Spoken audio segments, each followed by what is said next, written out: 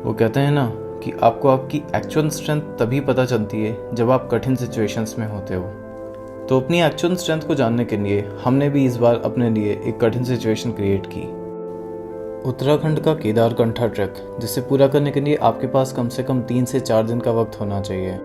लेकिन हमारे ऑफिस वालों की कृपा से हमारे पास दिन ही एक था, तो हमने इसको एज अ चैलेंज एक्सेप्ट किया और केदारकंठा को एक दिन में कंप्लीट करने के लिए हम निकल गए उत्तराखंड की तरफ। अब हमने ये उड़ता तीर ले तो लिया था, बट क्या हम केदारकंठा एक दिन में सबमिट कर पाएंगे? क्योंकि इंटरनेट के अकॉर्डिंग आपको इसके लिए कम से कम 3 से 4 दिन चाहिए। तो आइए जानते हैं इसी चैलेंज की स्टोरी।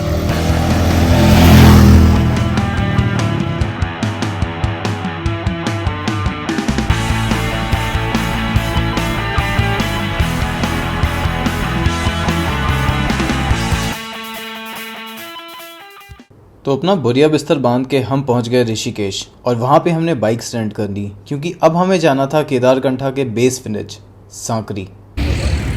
बाइक्स रेंट हो गई हैं और हम ऋषिकेश से नेपाली फार्म से अब निकल रहे हैं। बाइक्स रेडी हैं और हमारे भाईजान भी, और मैं भी रेडी हूँ। केदारकंठा सिंगल डे में फिनिश करेंगे अपन, ट्राई तो ऐसा ही करेंगे, बाकी देखते हैं। अब सफ़र के शुरू होने से पहले ही हमारे दोस्त की बाइक बंद पड़ गई, तो बाइक वाले भैया से थोड़ी सी गाली गलौज के बाद और बाइक को धक्का लगाने के बाद हम निकल पड़ते हैं सांकरी की तरफ। ये रास्ता जितना खूबसूरत था उतना ही खतरनाक भी था, यहाँ तक कि बुलेट भी इन रास्तों पे कमज़ोर पड़ती दिखाई दी।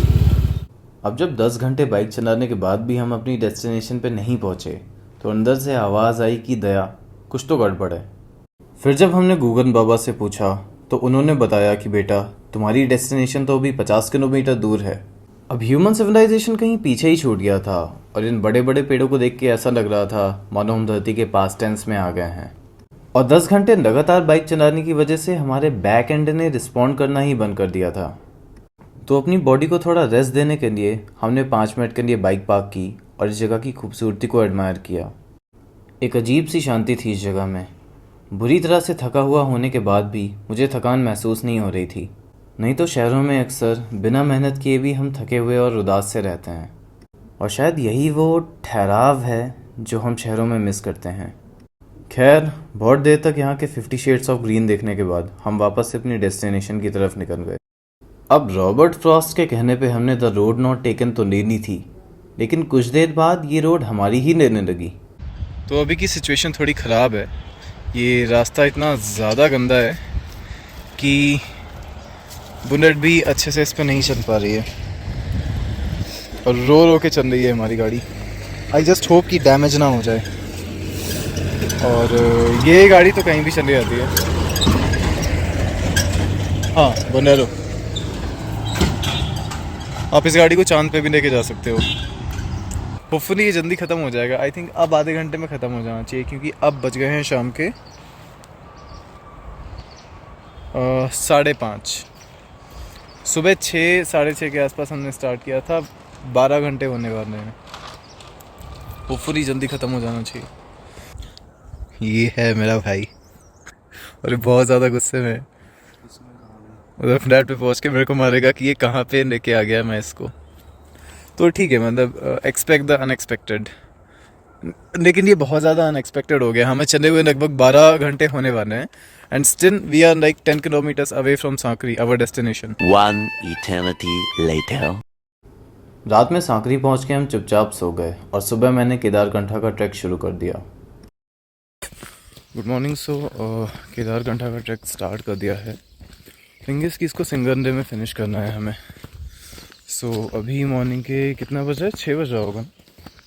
5:55 हो रखा है एंड नॉन ट्रेडिशनल रूट से जा रहे हैं। वापस आएंगे हम सेम जुड़ा का तालाब वाले रूट से। सो होपफुली हो जाना चाहिए सिंगल डे में फिनिश। हम जिस नॉन ट्रेडिशनल रूट से इस ट्रैक को अटेम्प्ट कर रहे थे, वो रूट जुड़ा का तालाब वाले रूट से थोड़ा छोटा लेकिन बहुत ज़्यादा स्टीप था और ये जंगल के रास्ते से होके जाता था। अब थोड़ा भगवान की और थोड़ा हमारे जिम की कृपा से हमारी फिटनेस अच्छी थी, तो हमें स्टीप रूट से कोई ख़ास दिक्कत नहीं थी। लेकिन क्योंकि ये जंगल का रास्ता था और यहाँ पे मार्किंग्स नहीं थी, तो हमें एक बहुत अच्छे गाइड की ज़रूरत थी। और यहाँ हमारा साथ दे रहे थे सचिन जी, जो कि फ्राइड राइस और मोमोज़ के बाद इस गांव के सबसे फेमस आइटम हैं। अब ये रूट ग्रेटेस्ट इंटीजर फंक्शन के ग्राफ की तरह ऊपर ही चलता चला जा रहा था। तो शुरुआत में हमने अपनी स्पीड काफ़ी स्लो रखने का डिसाइड किया और अपनी बॉडी को एडजस्ट होने का टाइम दिया। शुरुआत का 1 किलोमीटर कवर करने के लिए हमने ऑलमोस्ट 45 मिनट्स का टाइम लिया। शुरुआत में कोशिश करिए कि आप बहुत तेज़ नहीं चल रहा है। शुरुआत में मुझे बहुत दिक्कत हो रही थी। शुरुआत के लगभग आधे पौन घंटे बहुत दिक्कत हुई, लेकिन अभी बॉडी धीरे धीरे एडजस्ट कर रही है। सो अपनी बॉडी को टाइम दो एडजस्ट करने का। सो ये जो आपको वाइट माउंटेन दिख रहा है, जो लेफ़्ट साइड वाला है, जो ज़्यादा ऊंचा है, वो है समिट। वहाँ पे बर्फ़ है। होपफुली दोपहर तक पिघल जाएगी। एंड ट्रेन काफ़ी खूबसूरत होता हुआ, वो अलग बात है कि रास्ते का नामो निशान नहीं है। कुछ लोग ये जवानी है दीवानी मूवी से इंस्पायर होकर ट्रैकिंग करने आ जाते हैं, लेकिन इस स्पोर्ट की रियलिटी को बहुत लोग समझ नहीं पाते। It is 90% pain. जो भी एक्साइटमेंट या प्लेजर या यूफोरिया वाला पार्ट है वो बहुत ही कम है। सो अगर आप इस पेन को अप्रिशिएट नहीं कर सकते तो शायद आपको ट्रैकिंग नहीं करनी चाहिए। एक डाउट है, ये इस पेड़ में ये जूता कहाँ से आया, और एक वो जूता। स्वागत करनी जूते टांग रखे हैं। तो भी देखिए ये पेड़ गिर गया, ये कुछ दिन पहले ही गिरा है। बीच में भी ऐसे हमें पेड़ मिले जो कुछ 1-2 दिन पहले ही गिरे हैं।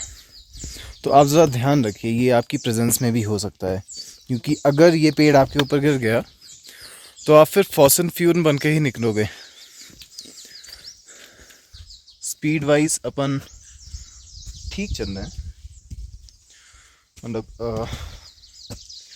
अभी 9 बज रहे हैं। हमने 6 बजे लगभग स्टार्ट किया था। So with in 3 hours. अभी बेस कैंप कितना दूर है?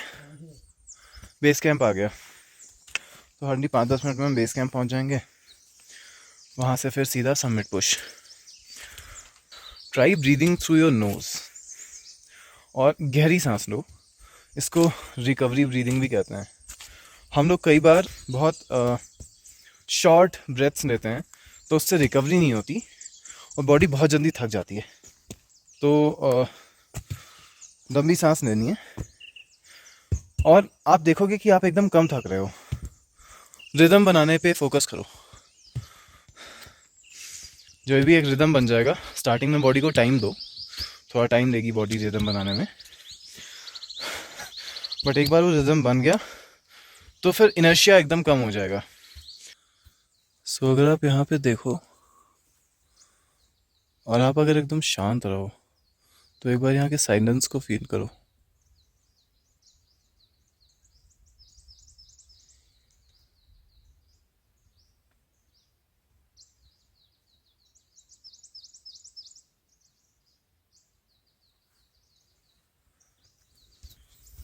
आई थिंक ये साइलेंस हम सिटीज़ में मिस करते हैं। और आई थिंक यही one of the best aspects है माउंटेनियरिंग या ट्रैकिंग का, कि अपन पुश कर रहे होते हैं अपनी बॉडी को, अपने माइंड को।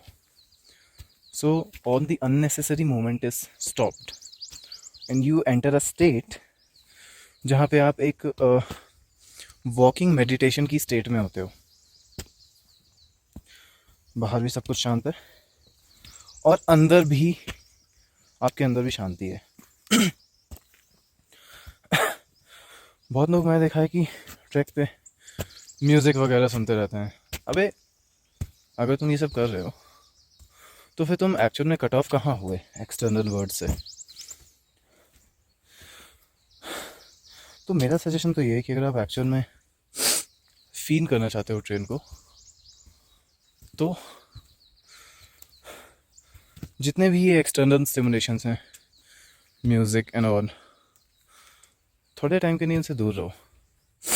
फिर आप शायद इस चीज़ के एक्चुअल एसेंस को फील कर पाओगे। It's like you become one with the track. Alright, base camp पहुंच गए हैं हम। एंड ये है यहाँ से व्यू और ये है समिट। इजी तो नहीं होगा लेकिन छोड़ेंगे तो नहीं। एक कॉन्सेप्ट है कि पहाड़ों पे हमारा डिस्टेंस का परसेप्शन चेंज हो जाता है। फॉर एग्जांपल जब अपन सिटीज़ में होते हैं 1 किलोमीटर इज़ लाइक क्या, ये तो बहुत इजी है। बट यहाँ पे 1 किलोमीटर सुन के लगता है अबे 1 किलोमीटर बचा है। सो हमें स्टार्टिंग का 1 किलोमीटर कवर करने में रफली 40 मिनट्स लग गए थे। एंड अभी लगभग 3 घंटे में हम बेस कैंप पे हैं।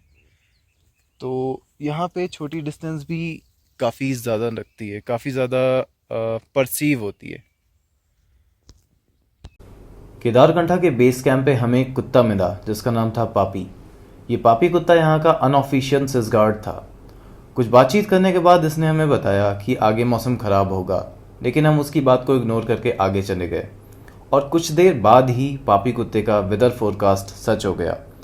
वहाँ पे एक स्नोस्टॉर्म आ गया जिस वजह से हमें वापस से बेस कैंप की तरफ भागना पड़ा। सो यहाँ पे स्नोस्टॉर्म चालू हो गया है। अभी हमें वापस से बेस कैंप जाना पड़ रहा है। एंड होपफुली वापस आएंगे अगर कंडीशन सही रही तो। लेकिन अभी तो यहाँ पे रिस्की हो गया है, यहाँ से तुरंत निकलना पड़ेगा हमें। यहाँ पे एक बहुत गहरा चुतियाप हो गया है। हम चले थे यहाँ से एंड काफ़ी थोड़े आगे जा चुके थे एंड फिर तेज़ स्नोफॉल चालू हो गया। ये देखिए बाहर पूरा वाइट आउट हो रखा है और तेज़ स्नोफॉल हो रहा है। सो ये टेम्परेरी शेल्टर है, हमें वापस से बेस कैंप आना पड़ा भाग के। वहाँ पे हम अभी कुछ देर रुकेंगे, मौसम के सही होने का इंतज़ार करेंगे और यहाँ पे आग जला रहे हैं। अगर सही हुआ तो हम वापस से पुश करेंगे। अभी बहुत ज़्यादा डिसअपॉइंटमेंट हो रहा है। अपन 3 घंटे में बेस कैंप आ गए थे, हार्डली 3 और घंटे में समिट पहुंच जाते। बट स्नोफॉल हो गया जिस कंडीशन में हम आगे नहीं जा सकते। तो कोशिश यही रहेगी कि स्नोफॉल जैसे ही रुके हम वापस से पुश करें और आज समिट कंप्लीट करें। बट कोई बात नहीं, ये हमारे भाई अभी आग जलाने में लगे हैं। जूते भी थोड़े गीले हो गए थे, प्लस मोज़े भी सूख रहे हैं और बारिश अभी तक नहीं रुकी। शायद मौसम खुलेगा, शायद।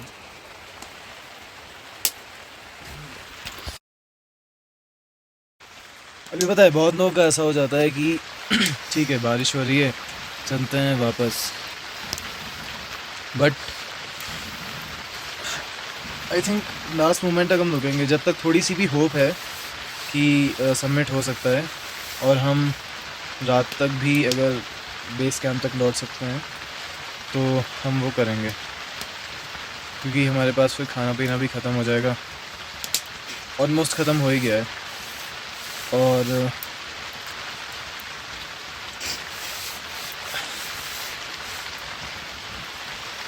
जब तक इसमें थोड़ा सा भी ऐसा रहेगा कि होप है सबमिट होने का तब तक हम अटेम्प्ट करेंगे। होपफुली बारिश रुक जानी चाहिए, होपफुली। तो मतलब वैसे टफ सिचुएशंस आ जाते हैं इन टाइम्स पे। कभी कभी एक शायरी आ जाती है कि फूलों की दुकानें खोलो, खुशबू का व्यापार करो, नौकाओं का चक्कर छोड़ो, तैर के दरिया पार करो। और इश्क खता है तो ये खता एक बार नहीं 1000 बार करो।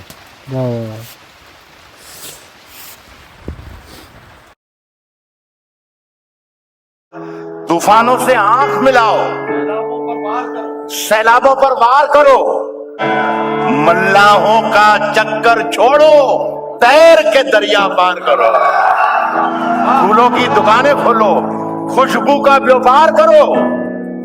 इश्क खता है तो ये खता एक बार नहीं 100 बार करो। बारिश रुकने का नाम ही नहीं ले रही थी। हमारी सारी मेहनत पे हमें पानी फिरता हुआ दिख रहा था। मन में बस एक ही सवाल था, क्या हम आज केदारकंठा सबमिट कर पाएंगे? ये हम जानेंगे इस कहानी के सेकंड पार्ट में। और अगर आपको हमारी ये कहानी पसंद आ रही है और आप भी अपनी लिमिट्स को पुश करने में यकीन रखते हैं तो हमारे इस चैनल के साथ जुड़िए, क्योंकि शायद ऐसी ही कहानियों में हमें हमारे बहुत सारे सवालों के जवाब मिल जाते हैं। Thank you.